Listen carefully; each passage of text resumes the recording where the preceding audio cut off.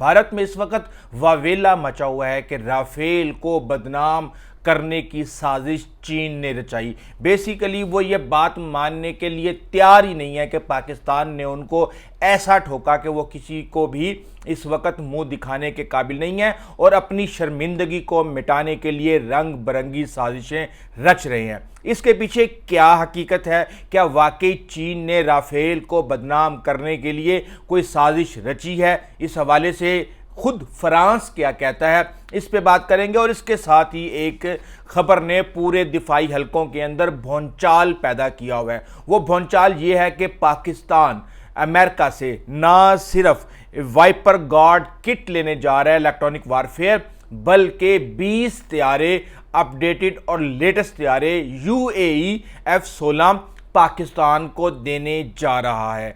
$6 billion की offer हुई थी पाकिस्तान को भारत और पाकिस्तान की जंग के दौरान कि अगर आप भारत को मुंह तोड़ जवाब ना दें तो हम आपको $6 बिलियन की मदद दे सकते हैं। अब यहां पे एक हैरानकुन बात यह हो रही है कि एक तरफ पाकिस्तान ने भारत को मुंह तोड़ जवाब दिया और दूसरी तरफ से मगरिब की तरफ से और खलीज की तरफ से हमें हमायत और रिवार्ड जो है वो भी दिया जा रहा है। इसके पीछे क्या साइंस है? और एक और खबर जो आप सुन चुके होंगे कि रूस ने अफगानिस्तान को तस्लीम कर लिया है। रूस के अफगानिस्तान को तस्लीम करने के पीछे क्या जियोपॉलिटिकल प्ले चल रहा है, क्या जियोपॉलिटिकल गेम चल रही है और इस वक्त और कौन कौन सी ताकतें अफगानिस्तान के अंदर अपना खेल खेलने जा रही हैं, पाकिस्तान का इसके लिए क्या किरदार होगा। और ये F-16 में जब कभी भी अमेरिका ने दिए हैं वो सिर्फ और सिर्फ दहशतगर्दी के खिलाफ लड़ने के लिए अफगानिस्तान में इस्तेमाल करने के लिए दिए गए हैं, क्योंकि 1980 की दिहाई में हमने अमेरिकी हथियारों को बिल्कुल इसी तरह इस्तेमाल किया था जिस तरह 2025 में चीन के हथियारों को इस्तेमाल किया। और हमने कई अफगानिस्तान के जहाज जो कि रशिया की तरफ से दिए गए थे Su-20 से लेके Su-22 तक हर तरह के जहाज़ों को पाकिस्तान ने गिराया था। तो अब इस वक्त क्या गेम चलने जा रही है अफगानिस्तान के अंदर और पाकिस्तान अमेरिका का इतना चहेता क्यों हो गया? क्या पाकिस्तान इस्राइल को तस्लीम करने जा रहा है? एक लाइन में आपको जवाब दूंगा, हां या ना या कब। लेकिन उससे पहले मैं आपको बता दूं कि इस पाल की शर्मा से लेके मेजर गोबर आर्या तक हर एक जो है वो मरसिए पड़ रहे हैं कि जनाब चीन ने साजिश की है राफेल के खिलाफ और फ्रांस ने इसकी तस्दीक कर दी है। अब हकीकत यह है, देखें आप जैसे मर्जी रोते रहें, अपनी आवाम को बेवकूफ़ बनाते रहें, हकीकत यह है कि सबसे पहले CNN ने डिसाल्ट राफेल के इंटेलिजेंस ऑफिसर से यह खबर लेकर दी थी कि कम अज़ कम एक राफेल त्यारा तबाह हुआ है। उसके साथ ही जनरल चौहान जो कि joint chief of army staff हैं इंडिया के, उन्होंने इसको इनडायरेक्टली तस्लीम किया और उन्होंने ये कहा कि हाँ जी, असल चीज़ ये नहीं है कि जहाज़ गिरा या नहीं गिरा, असल चीज़ वो गलती है जिसको हमने 2 दिन के अंदर सुधारा और उसके बाद हमारे त्यारे दोबारा फिजा के अंदर तक गए।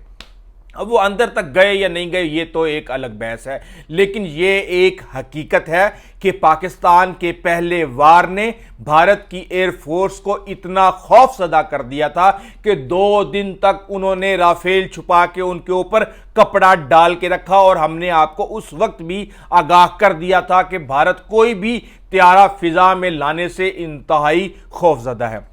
इसके साथ ही हम ये देखते हैं कि इंडोनेशिया या मलेशिया के अंदर जो भारत के डिफेंस अटैची थे, नेवल ऑफिसर थे, वो उन्होंने तस्लीम किया कि भारत के त्यारे गिरे हैं। कितने गिरे हैं ये बताने की कोई भी जुर्रत नहीं कर रहा। और इसके साथ ही जो भारत के नायब आर्मी चीफ हैं उन्होंने भी इस बात को तस्लीम किया कि जो पाकिस्तान का C4ISR मॉनिटरिंग सिस्टम था उसने हैरान कुन किरदार अदा किया और त्यारों के गिरने की खबरों की भी तस्दीक की जा रही है।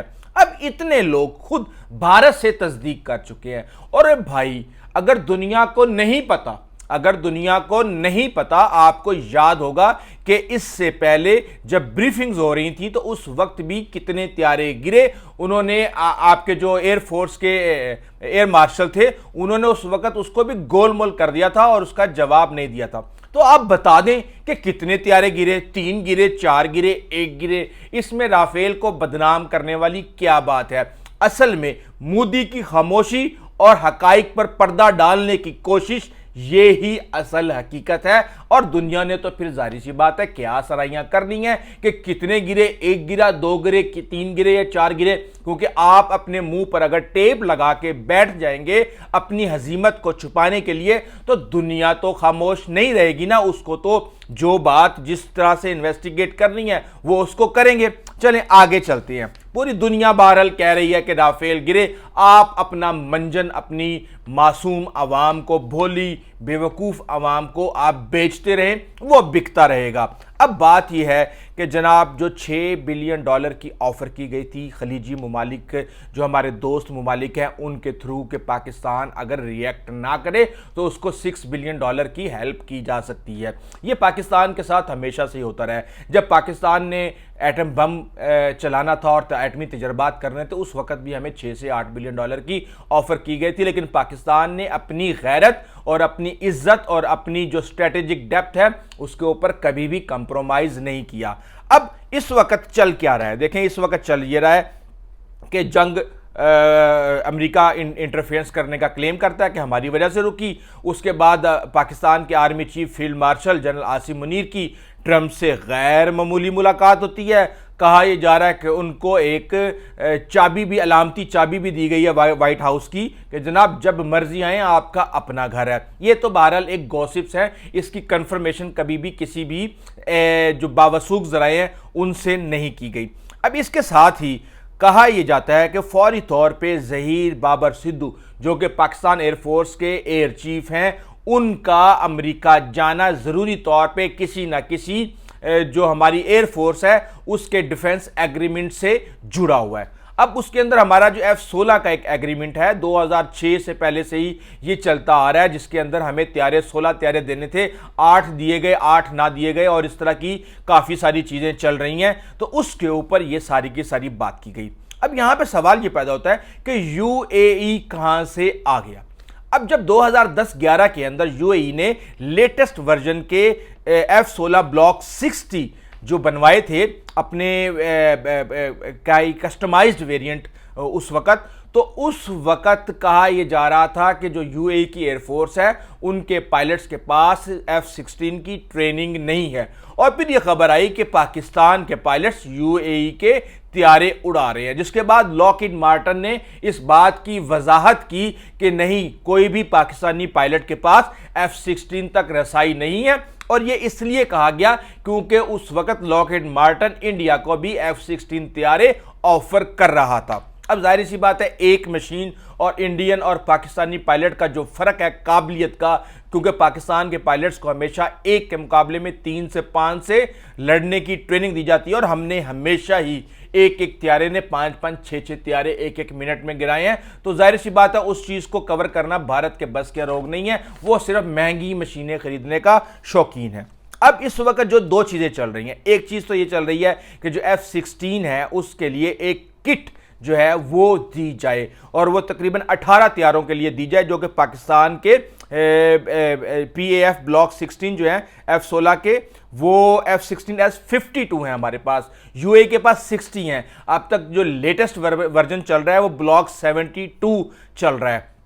تو یہ جو کٹس ہوں گی اس کے اندر ایسا ریڈار ایڈوانسڈ ہوگا، اس کے اندر بلاک 52 F-16S کے لیے جو 200 AIM-120D بیونڈ ویژول رینج میزائلوں کی بھی بات کی جا رہی ہے، جس کی رینج 180 کلومیٹر ہے. اب ہمارے پاس PL-15 ہے جس کی رینج آلریڈی 200 کلومیٹر تک ہے. یہ 200 میزائلوں کی ضرورت پاکستان کو کیوں پیش آئی؟ یہ ایک اہم سوال ہے جس کا جواب آنے والے دنوں میں مل جائے گا. لیکن ایک بات میں آپ کو بتا دوں، یہ کو پاکستان پہلی دفعہ نہیں کر رہا. پاکستان کے پاس AIM 120C ویریئنٹ جو ہے وہ پاکستان کے پاس موجود ہے, جس کی مبینہ طور پہ رینج 70 سے 100 کلومیٹر کے درمیان ہے, لیکن اب وہ اپنی ایکسپائری کی ایج تک پہنچنے والے ہیں, اور وہ 2006 کے بعد اس وقت یہ لیے گئے تھے. اب اس وقت جو وائپر گارڈ الیکٹرونک وارفیئر سوٹ ہے اس کی بات کی جا رہی ہے کہ پاکستان کو وہ 18 کٹیں ملنے جا رہی ہیں, جس کے بعد پاکستان کے طیارے جو ہیں وہ مکمل طور پہ اپ ڈیٹ ہو جائیں گے. یقینی طور پہ یہ کام تو ہو سکتا ہے, لیکن جو 18 طیارے UAE کی طرف سے کہا جا رہا ہے کہ امریکہ اس کو کہہ رہا ہے کہ 20 طیارے جو ہیں آپ UAE F-16 بلاک 60 کے آپ پاکستان کو دے سکتے ہیں. یہ ایک انتہائی حیران کن بات ہے, اور اس کے اندر دیکھنا یہ ہوگا کہ پاکستان کتنی پیمنٹ کرتا ہے, کیسے کرتا ہے, کس طرح اس کو ایڈجسٹ کرتا ہے, اور امریکہ کیوں انٹرسٹڈ ہے یہ طیارے پاکستان کو دلوانے کے لیے. کیا افغانستان کے اندر ایک نئی جنگ شروع ہونے جا رہی ہے؟ کیا افغانستان کو رشیا کوئی جنگی طیارے دینے جا رہا ہے؟ آخر ایسا کیا کھیل کھیلا جا رہا ہے؟ دیکھیں ایک بات کو سمجھیں کہ روس نے طالبان کو تسلیم کر لیا. کہا یہ جا رہا ہے کہ اگلا چین اور ایران ہوں گے. چین نے اس کی ایک طرح سے پذیرائی بھی کی ہے. ایران اور اسرائیل کی جو سیز فائر ہے اس کے پیچھے وردی یعنی پاکستانی وردی کا بارے میں کہا جا رہا ہے کہ اس کا ایک اہم کردار ہے. ٹرمپ اور عاصم منیر جو ہے ان کی ملاقات کے بعد پاکستان کا ایک اہم کردار اس خطے کے اندر اور وار اگینسٹ ٹیررزم کے اندر امریکہ کے ایک اہم الائی کے طور پہ سامنے آ چکا ہے. روس ایسے میں افغانستان کو جب تسلیم کرتا ہے, اور وہ خاص طور پہ طالبان کی حکومت کو, اس بات کو سمجھنے کی بہت زیادہ ضرورت ہے کہ اس روس کے اور افغانستان کے تاریخی تعلقات ہیں, چاہے وہ بٹر ہیں یا سویٹ, یہ ایک الگ بات ہے. اب 1979 کے اندر روس افغانستان کے اوپر حملہ کرتا ہے, اور اس کے بعد مجاہدین پاکستان اور امریکہ کی مدد سے وہاں پہ اس کو شکست دیتے ہیں, جس کے اندر 15,000 روسی فوجی جو ہیں وہ مارے جاتے ہیں. اب اس کے اندر ساری کی ساری مدد پاکستان نے جہاد کے اندر تھرو پراکسی امریکہ کے دی, اور اسی پروسیس نے پاکستان کو ایٹمی طاقت بنانے کا اور بننے کا موقع بھی دیا. اب اس کے ساتھ ہی ہم یہ دیکھتے ہیں کہ جیسے ہی مجاہدین کا کنٹرول ہو جاتا ہے, رشیا واپس چلا جاتا ہے, تو پھر طالبان اور مجاہدین کی لڑائی آپس میں شروع ہو جاتی ہے. اس وقت تک جو ہے 1992 کے اندر روسی ایمبیسی وہاں پر موجود تھی, جس کے اوپر راکٹ فائر کیے گئے, اور اس کے بعد سے روس نے اپنے تعلقات افغانستان کے ساتھ ختم کر دیے. محمد نجیب اللہ جو کہ روس کے حمایت یافتہ صدر تھے, ان کو طالبان نے 1996 میں لٹکا دیا, اور اس کے بعد ہم یہ دیکھتے ہیں کہ 1990 میں روس نے ایک طرح سے احمد شاہ مسعود جو کہ پہلے مجاہد تھے اور انہوں نے روس کے خلاف جہاد کیا تھا, ناردرن الائنس کے نام سے ان کو سپورٹ کرنا شروع کر دیا. 2001 میں جب 9/11 ہوتا ہے تو امریکہ کو سپورٹ کیا روس نے, اور پیوٹن پہلے شخص تھے جس نے بش کو فون کیا, سینٹرل ایشیا کے اندر ان کو اڈے دلوائے افغانستان کے اندر اٹیک کرنے کے لیے. اور 2003 میں امریکہ نے جب افغانستان کے اوپر قبضہ کر لیا تو روس نے طالبان کو ٹیررسٹ موومنٹ کے طور پہ قرار دے کے اس کو بین کر دیا. اب یہ ٹیررسٹ موومنٹ جو تھی طالبان کی, یہ آپ کو پتہ ہے کہ یہ اپریل 2025 تک یہ اس لسٹ کے اندر ان کو رکھا گیا. تقریباً آپ یہ دیکھ لیں کہ 22 سال تک. نومبر کے اندر یہ بات چیت شروع ہوئی تھی کہ رشیا کی عدالت سے جو ہے تھوڑا سا ریلیف دلوا کے اس کو لسٹ کو ذرا ہولڈ کروایا گیا, اور اب اس کے بعد ان کو نکال دیا گیا. اب ہم یہ دیکھ رہے ہیں کہ جس تنظیم کو 22 سال تک دہشت گرد تنظیم کے طور پہ رکھا گیا, آخر وہاں پہ کیا مفادات حاصل کرنے کی کوشش کی جا رہی ہے. دیکھیں ایک چیز کو سمجھیں, چین اس وقت افغانستان کے اندر انویسٹمنٹ کر رہا ہے, طالبان کے ساتھ تعلقات بنا رہا ہے, سفیر ان کا وہاں پہ ہے, اسپیشل انوائٹ ٹو چائنا جو ہے وہ وہاں پہ ایکسیپٹ کر لیا گیا ہے. اسحاق ڈار افغانستان کا دورہ کر کے آ چکے ہیں, بھارت وہاں پہ انویسٹمنٹ کر رہا ہے. طالبان پاکستان کے ساتھ بھارت کے خلاف جو بھارت کے حمایت کے اندر سپورٹ کر رہا ہے کچھ پراکسیز کو, جس کا پاکستان کو نقصان ہو رہا ہے. اب ان سب کو کیا چاہیے افغانستان سے؟ دیکھیں ایران کو خطرہ ہے, ISIS خراساں سے، روس کو خطرہ ہے ISIS خراساں سے۔ وہاں پہ آپ کو پتا ہے کچھ عرصہ پہلے ایک فنکشن ہو رہا تھا، کنسرٹ، وہاں پہ حملہ کیا گیا تھا، کئی لوگوں کو مار دیا گیا تھا، وہ ISIS خراساں کا کام تھا۔ سینٹرل ایشیا کے ممالک کو ایگزیکٹلی ISIS خراساں سے خطرہ ہے۔ امریکہ کو ISIS خراساں سے خطرہ ہے، چین کو وہاں کی جو آزاد موومنٹ چل رہی ہے ان سے خطرہ ہے، جو کہ افغانستان کے اندر جن کی جڑیں ہیں۔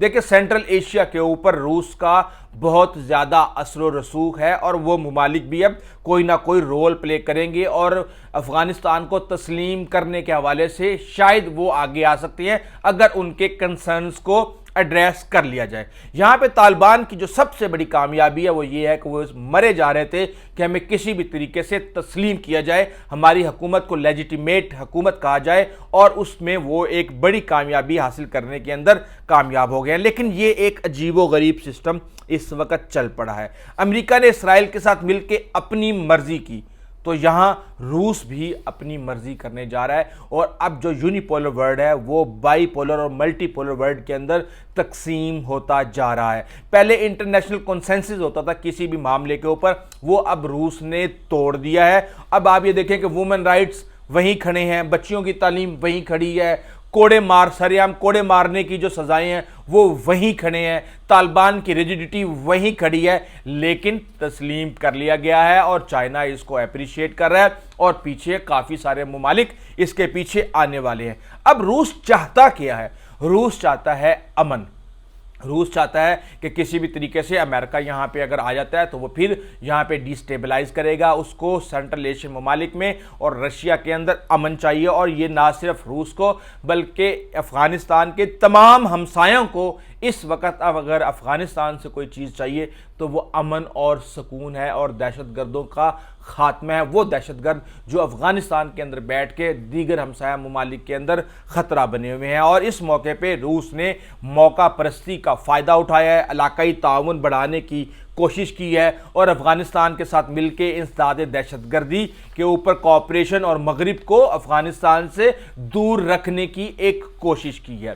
یہ اس وقت ساری کی ساری افغانستان کے اندر اسٹریٹجی چل رہی ہے، لیکن اس وقت ہر طرف کچھ نہ کچھ چل رہا ہے، چاہے وہ مشرق وسطیٰ ہے، چاہے وہ ساؤتھ ایشیا ہے، چاہے وہ فار ایسٹ ایشیا ہے، ہر طرف کچھ نہ کچھ جو ہے اس وقت بڑی تیزی کے ساتھ چل رہا ہے۔ اور اس وقت جو ساؤتھ ایشیا اور پاکستان کے اندر چل رہا ہے وہ یہ ہے کہ کیا پاکستان اسرائیل کو تسلیم کرنے جا رہا ہے۔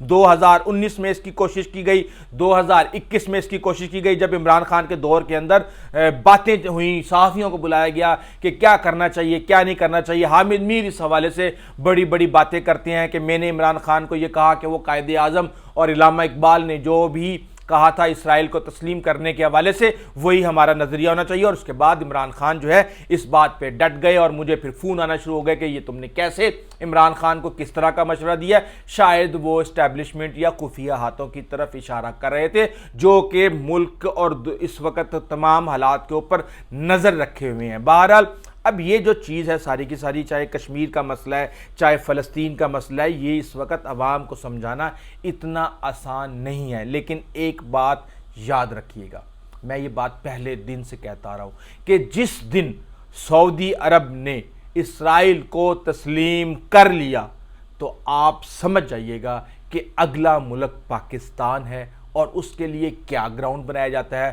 2 اسٹیٹس جو سلوشن ہے، جو پاکستان کی ڈیمانڈ ہے، فلسطینیوں کی الگ ریاست اور ان کو وہاں پہ حکومت اور جینے کا حق، اگر تو یہ چیزیں دی جاتی ہیں تو پاکستان تسلیم کر لے گا۔ ادروائز کہا یہ جا رہا ہے کہ شاید یہ سارے کا سارا جو ملبہ ہے یہ نون لیگ کی حکومت کے اوپر ڈال دیا جائے، اور نون لیگ سے اسرائیل کو تسلیم کروا لیا جائے، تو شاید یہ میاں نواز شریف کے ہوتے ہوئے اتنا آسان نہیں ہوگا کہ وہ اپنی قربانی، سیاست کی قربانی ہمیشہ کے لیے دے کے مریم جو ہے اپنے اوپر ایک بہت بڑا دھبا لگوا کے مزید سیاست کرنے کے قابل نہیں رہیں گے۔ یہ معاملہ بہت ہی سینسٹیو معاملہ ہے، اس کے اوپر دیکھتے آنے والے دنوں میں کیا ڈیولپمنٹس ہوتی ہیں۔ ابھی تک کے لیے اتنا ہی، آئندہ تک اجازت دیجیے، اللہ حافظ۔